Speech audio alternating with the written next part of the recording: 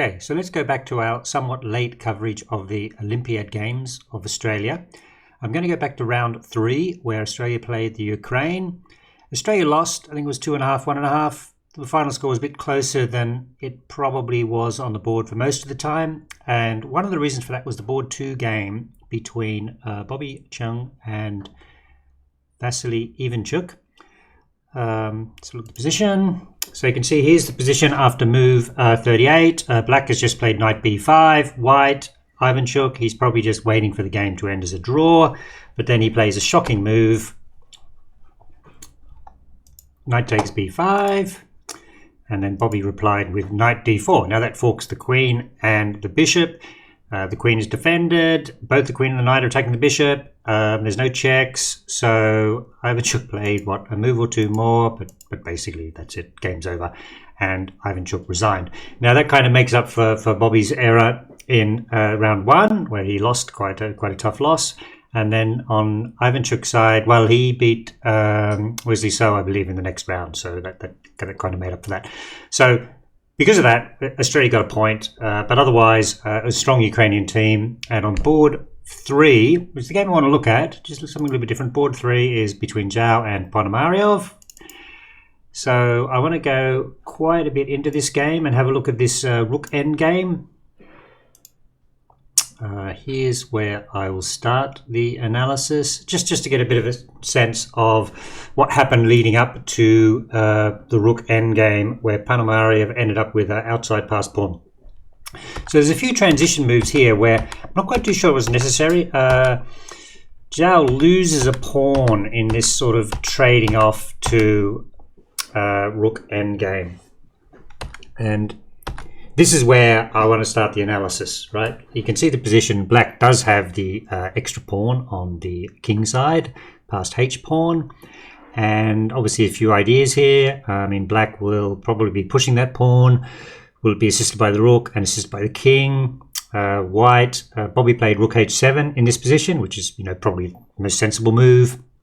Get behind the pawn, and it'll be a case of if Black moves his king across to the king side, then White will be looking for counterplay on the queen side. And it's quite interesting. I mean, is this position drawn or lost for White? I mean, it looks like best play may well be a draw, but there's a lot of hidden resources and sort of tactics and strategies to think about it. So I just wanted to have a closer look at this position, and we'll look at the different sort of continuations and variations here before moving on to rook h7, the main line which was played in the game. Okay, so from here, the orange arrows are showing a few alternatives for White. He can either try and move his king across, or he can cut the king off, the black king off on the f-file. Right, that's over and above the rook h7 main line. So we'll just have a look at those in turn and see what happens. I mean, I've used engine assistance on this because obviously the positions are too complicated for myself. But it's good just to see what's possible in different alternatives. So let's look at king d2 first. So king d2, most logical. Black just pushes his pawn. Now, if White now has a few alternatives, either continue with the king moving across, moving the rook behind, or cut off. Some of these lines transpose. Let's just look if he continues to move the king across. So let's just go into the line king e3, for instance, right, and see what happens. Black, in this instance, can go behind his h-pawn, and then you can see the main idea is White will just move his king across to block the black pawn. So whether he goes in the corner is probably bad, so king f2. So the rook and the king keep that black pawn under wraps, as it were. But obviously the problem here is that the white king is now quite far from the queen side, and that's what Black will take advantage of, right? If White uses his king, king and the rook, to get rid of the h pawn, Black's h pawn, then just move on a few moves. I mean, I think what's going to happen here is when the computer decides to take it, at least the a pawn is going to drop in exchange for the h pawn, and now it's a 2-pawn advantage on the queen side, and the black king is in a good position, and the computer seems pretty convinced that this is a winning endgame for Black. because black was able to pick up 2 pawns on the queen side in exchange for the single h pawn. So that kind of says if the white king ran across in concert with the rook to grab the h pawn, then white will lose because black will now have a considerable advantage on the queen side. Okay, so let's go back to this position, actually one further, and have a look at another variation. So let's say white tries to cut the black king off on the f file. Rook f5, rook f8, a couple of turns. Let's rook f8. So trying to keep the black king away from the king side. And let's have a look at what sort of moves may result in this. Okay, well, it pretty quickly transitions that. Here's a classical position where black ran his king across anyway. In the end, the white rook had to go behind the h pawn anyway, so he might have all just have gone there straight away. And now the black king is there to support the h pawn. So the h pawn is going to go motoring down the side. Now, either way, I mean, you can see this looks fairly lost because black's just going to advance his pawn or pick up all the pawns on there, right? So now that I don't think there's many ways to stop the black pawn from queening. I mean, this is obviously a one endgame. So that was just another thing where you saw that the black king went over there, supported the pawn, and the white rook and white king couldn't really do much to stop black promoting to a queen.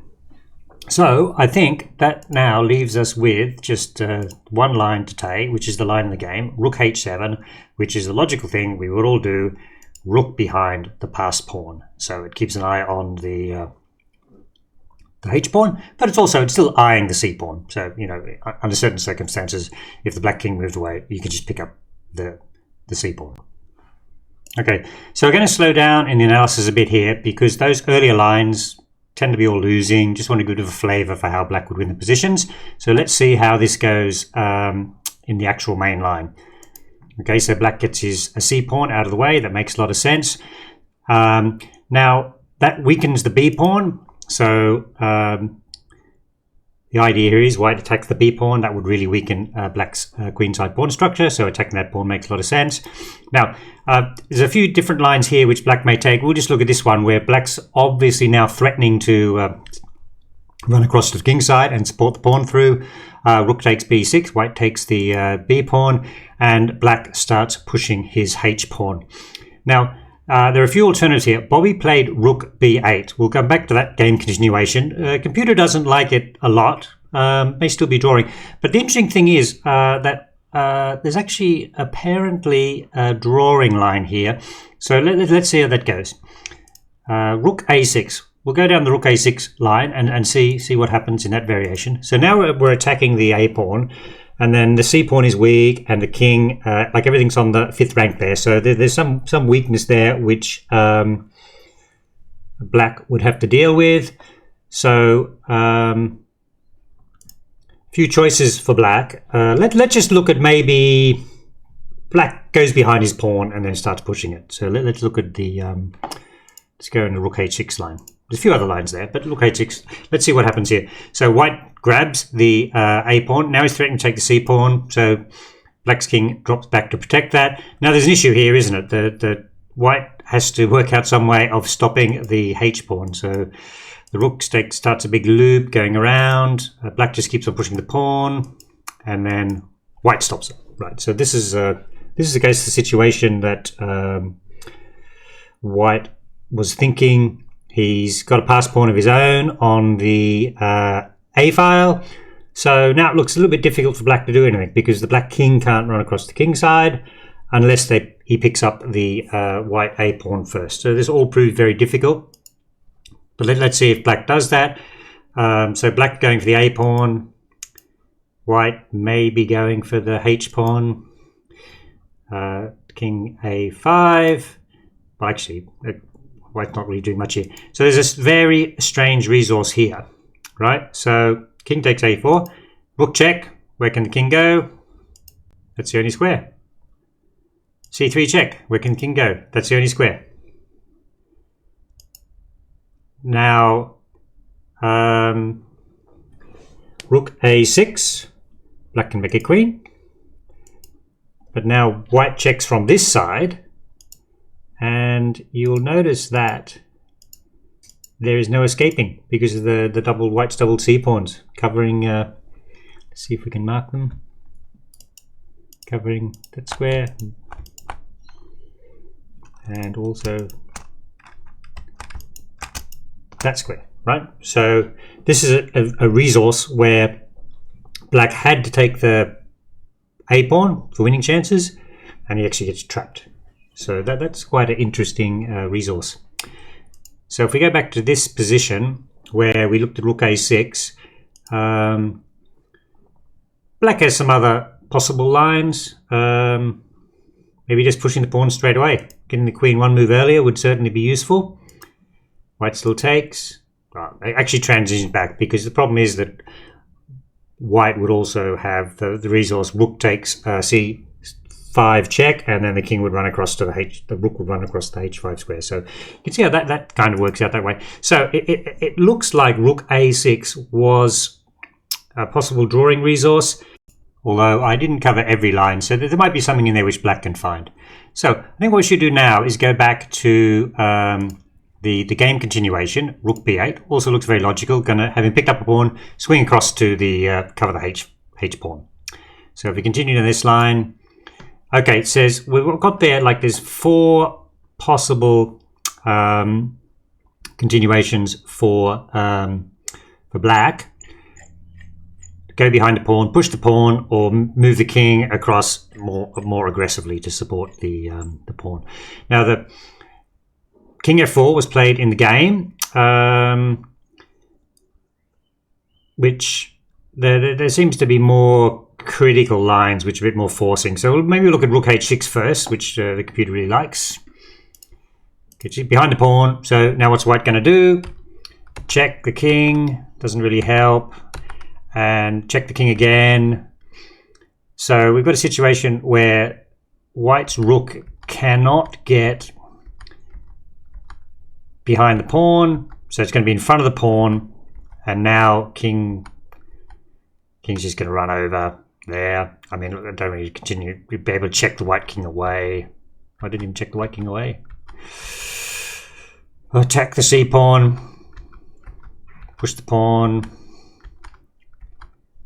Oh, okay. Well, there's a fancy last move. Now we get a queen, right? So I think that the problem with that line was that if we go back to this position, which was what was played, if go back on move, if black had have played rook h6, then definitely the position was losing. And part of the problem is that you can see that although white's taken the b pawn on the queen side, that doesn't create a usable pass pawn. Anyway, so let's just now, okay, king f4 was played in the game, and actually that seems to give away a fair amount of the advantage. White swings back rook h8, and actually we're back to now white having his rook behind the pawn, right? Which you know, having picked up the b pawn, it doesn't hurt. King's there supporting the pawn. Now there's a few lines here. If we have a look at discontinuation, d4 was played in the game. Computer doesn't like. So the most favorable line according to computer in terms of drawing chances is actually keep the rook. Don't swing the rook away. It doesn't make sense. Playing king d2. So let's have a look at what happens if Zhao had played king d2. So black pushes the pawn. White brings across. So it's basically a little bit of a race here. Okay, so now the white king is in front of the pawn. Now I guess the h pawn is going to drop at some stage. And now the problem is the white king is cut off. And just a question of whether black can hold an endgame like this. And it kind of looks like, according to the sort of the computer, black can't really make progress, even though the white king was in a dreadful position. You can see the sort of the checking here. There's no place for the black king to hide, and there's enough time for the white king to get back and probably will get in front of the pawn, and he'll have some sort of Philidor style position. The black rook is tied down to stopping the A pawn. So that's the line which it seems counterintuitive. Some of those other lines where you put the white king on the king side, which is losing, but in this one seemed to be enough counterplay. However, let's just return to the what was played. D4. Actually, it looks like a good idea at face value. You know, open up some more possibilities, getting past pawns and so on the queen side. Black takes, which is the right move. White takes back. Unfortunately, you can see that didn't achieve much because white now has to do the next step and uses king to grab a c pawn. Rook g5. Yeah, looks like the position's lost. Computer definitely didn't like c5. So let's have a look what happens with c5. Just push the pawn. And the pawn's pretty unstoppable now because a black rook is shielding the king.